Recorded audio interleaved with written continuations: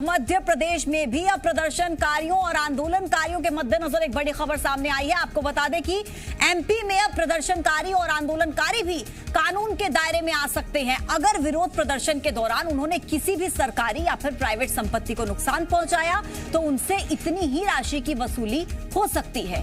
वसूली देने में अगर आनाकानी हुई तो संबंधित व्यक्ति की संपत्ति नीलाम भी हो सकती है। आंदोलन या प्रदर्शन का नेतृत्व करने वाले भी बच नहीं पाएंगे। शिवराज सरकार लोक एवं निजी संपत्ति को नुकसान निवारक एवं नुकसानी की वसूली अधिनियम 2021 ला सकती है।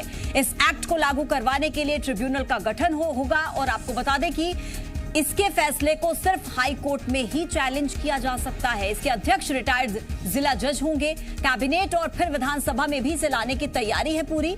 मध्य प्रदेश तीसरा ऐसा राज्य होगा जो ये कानून लेकर आएगा। इससे पहले यूपी और हरियाणा में ये कानून लागू हो चुका है। तो बेहद बड़ा अपडेट इस वक्त आप तक पहुंचा रहे हैं। आंदोलनकारियों और प्रदर्शनकारियों के मद्देनजर मध्य प्रदेश सरकार ये बड़ा फैसला ले सकती है। प्रपोजल तैयार हो चुका है।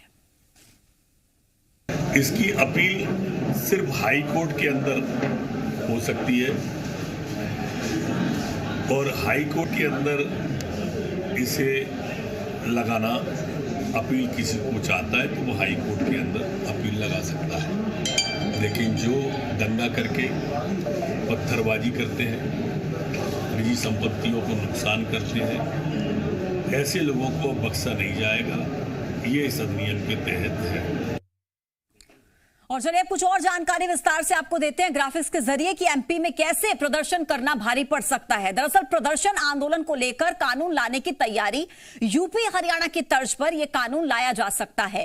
कानून के दायरे में आ सकते हैं प्रदर्शनकारी और आंदोलनकारी, यानी कि अगर कोई भी गवर्नमेंट या फिर प्राइवेट प्रॉपर्टी को नुकसान पहुंचाने की कोशिश की, नुकसान पहुंचाया गया तो गाज गिर सकती है। नुकसान पहुंचाने वालों से जुर्माना वसूल सकती है सरकार और अगर जुर्माना नहीं देते तो फिर आरोपियों की संपत्ति नीलाम हो सकती है, कुर्क हो सकती है। इस एक्ट को लागू करवाने के लिए ट्रिब्यूनल का गठन किया जाएगा और ट्रिब्यूनल का जो फैसला होगा उसको केवल हाई कोर्ट में ही चैलेंज किया जा सकता है। ट्रिब्यूनल का फैसला केवल हाई कोर्ट में ही चैलेंज होगा। यह बड़ा अपडेट है। ट्रिब्यूनल के अध्यक्ष हो सकते हैं रिटायर्ड जिला जज और इस एक्ट को कैबिनेट के बाद फिर विधानसभा में लाया जाएगा। और आपको बता दें कि ऐसे में अब प्रदर्शनकारी और आंदोलनकारियों की जो ये खबरें सामने आती हैं कि प्रदर्शन करने के दौरान किसी तरीके का नुकसान हुआ है, अब उस पर रोक लगाने की तैयारी में है सरकार।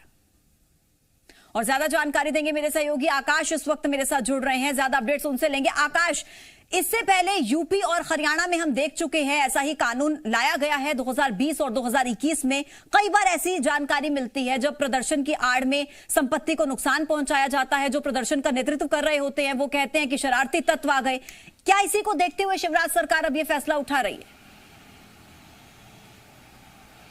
बिल्कुल, देखिए प्रदर्शन के दौरान सरकारी और निजी संपत्तियों पर जो नुकसान पहुंचाते हैं, जो अराजक तत्व हैं, उन पर सरकार शिकंजा कसने जा रही है और एक ड्राफ्ट मध्य प्रदेश सरकार की ओर से तैयार किया जा रहा है। अगर प्रदर्शन के दौरान किसी भी प्रकार की संपत्ति का नुकसान होता है तो संबंधित व्यक्ति से या प्रदर्शन का नेतृत्व करने वाले व्यक्ति से उस पूरी संपत्ति का हिसाब लिया जाएगा और उतनी वसूली की जाएगी जितने का नुकसान हुआ है। इसके लिए ट्रिब्यूनल कोर्ट का गठन भी किया जाएगा और ये ट्रिब्यूनल कोर्ट जगह के हिसाब से होगी, यानी कि ग्वालियर का मामला है या इंदौर का मामला है या जबलपुर या भोपाल का मामला है तो उस हिसाब से ट्रिब्यूनल कोर्ट होगा। इसके अध्यक्ष जिला रिटायर्ड जज होंगे जो इसकी अध्यक्षता करेंगे।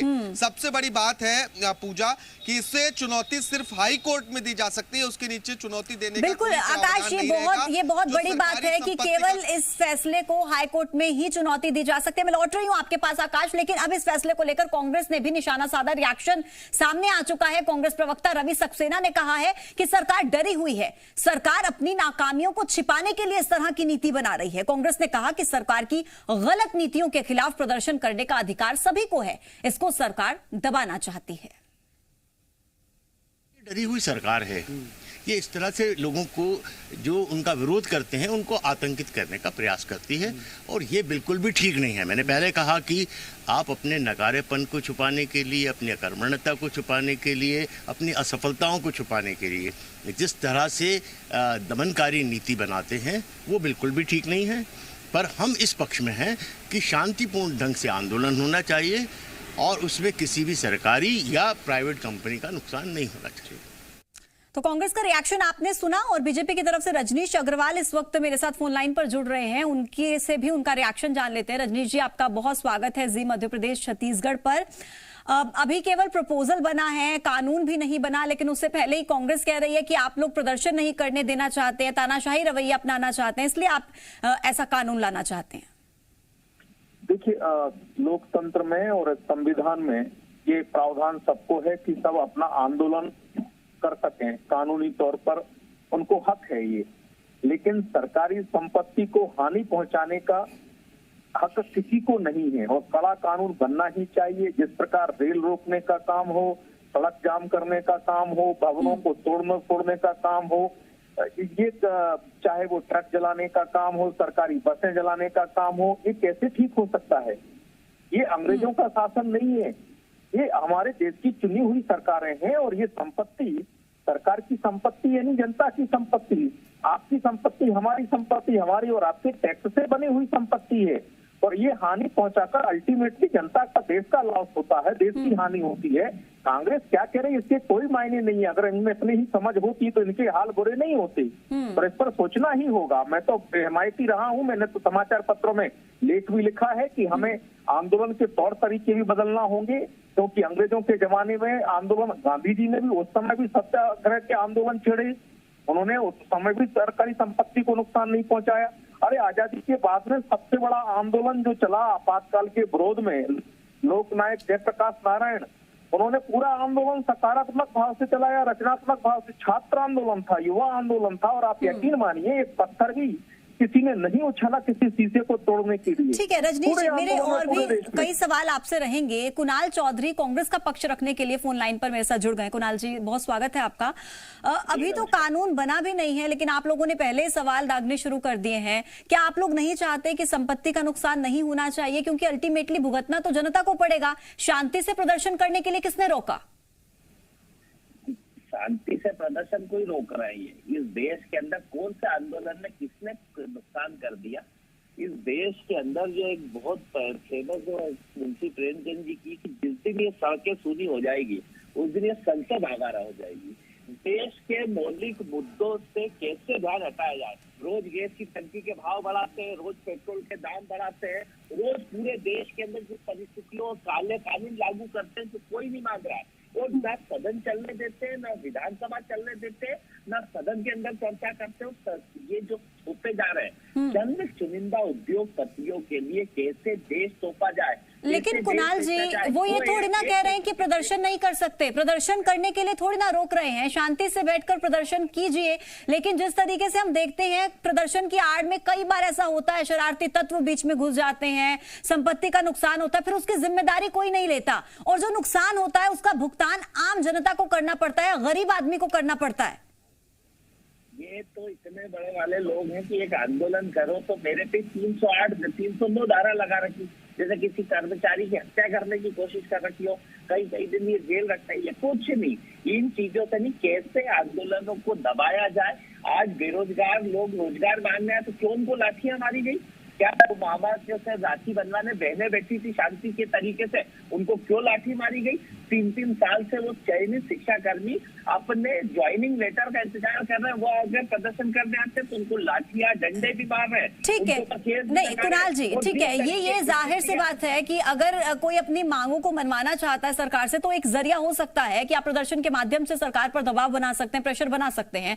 लेकिन किसी भी तरीके से ये जो आप ये तस्वीरें भी देख पा रहे हो अगर, तो कि इस तरीके से आगजनी करना, सरकारी या प्राइवेट संपत्ति को नुकसान पहुंचाना, ये तो सरासर गलत है ना। लेकिन मैं रजनीश जी से एक सवाल ले लेती हूँ।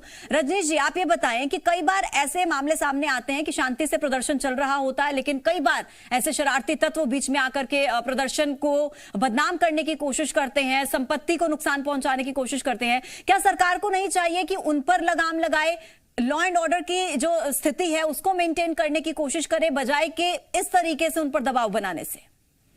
नहीं, देखिए, सबसे बड़ी बात है उन तत्वों के खिलाफ तो कानून है ही, लेकिन जो आंदोलन की आड़ में केवल और केवल रास्ता जाम करना चाहते हैं, रेल रोकना चाहते हैं, देश की प्रगति को बाधित करना चाहते हैं, जब चाहे जहां चाहे तंबू गाड़ देंगे, ये सोच लेते हैं कि हम तो आंदोलन कर रहे हैं इसलिए कुछ भी कर सकते हैं और उसके कारण बाकी जनता को नुकसान होता है। नहीं रजनीश जी, अगर वो एक जगह पर साइड में बैठकर प्रदर्शन करते रहेंगे तो सरकार पर क्या असर होगा उसका? अरे भाई, सबके प्रावधान है, आपको भी पता है दिल्ली के लोग कितने पीड़ित और परेशान रहे हैं। सुप्रीम कोर्ट ने इस बारे में बहुत स्पष्ट कहा है और आपको जंतर मंतर पूरा दिया है, बाकी स्थान अलॉट हुए हैं, लेकिन नहीं साहब, हम तो सड़क रोकेंगे, जाम करेंगे, हम आगजनी करेंगे, हम हत्याएं होने देंगे, हम तमाम प्रकार के हिंसा को फैलाने का काम करेंगे, हम अपने ही हत्या कर देंगे। कांग्रेस तो ऐसे वामपंथी जो चरमपंथी हैं, जो कट्टरपंथी है, उनको प्रोटेक्ट करने का काम कर रही है। इसलिए इनको तो आजकल यही भाषा समझ में आती है, अराजकता फैलाओ, आग लगाओ, दंगा फैलाओ, इसकी भाषा भी कांग्रेस। ठीक है रजनीश जी, कुणाल जी का एक रिएक्शन इस पे ले लेते हैं। कुणाल जी, आप नहीं चाहते अहिंसा की स्थिति होनी चाहिए, हिंसा नहीं होनी चाहिए, शांति बरकरार रहे देश में, प्रदेश में, आप नहीं चाहते क्या ये? देखो, जो बात है ना कि मुंह में राम और दिल में नाथूराम वाले लोग, ये नाथूराम गोडसे के लोग महात्मा गांधी के विचारों की बात कर रहे हैं। ये लोग जो गोडसे के पुजारी है, इस देश के अंदर हिंसा के पुजारी है और पूरी तरीके से वो लोग बात कर रहे हैं। अरे इस देश के लोकतांत्रिक मूल्यों का कत्ल करके कैसे इस देश की सार्वजनिक संपत्तियों को बेचा जाए। 8,000 करोड़ रुपए का एक प्लेन खरीदते प्रधानमंत्री और 18,000 करोड़ के अंदर पूरा देश के एयर इंडिया बेचते थे। इस देश की स्थिति कर क्या रहे? रोज ये सब बेच दो और आंदोलन मत करो, प्रदर्शन मत करो, अपने अधिकार की बात मत करो। ठीक है कुणाल जी, चलिए ठीक है, माफी के साथ रोकना चाहूंगी। आप दोनों का ही बहुत शुक्रिया जुड़ने के लिए मेरे साथ और अपनी बात रखने के लिए। आकाश मेरे सहयोगी का भी बहुत शुक्रिया अपडेट्स देने के लिए। तो देखिए, अभी तो कानून सरकार लेकर भी नहीं आई है, सिर्फ प्रपोजल तैयार किया गया है, लेकिन बावजूद इसके आपको बता दें कि कांग्रेस की तरफ से रिएक्शन आने शुरू हो गए हैं और कांग्रेस की तरफ से यह कहा जा रहा है कि सरकार जो है दबाना चाहती है, नहीं चाहती कि प्रदर्शन हो और इसी वजह से ही सरकार इस कानून को लेकर आ रही है। और चलिए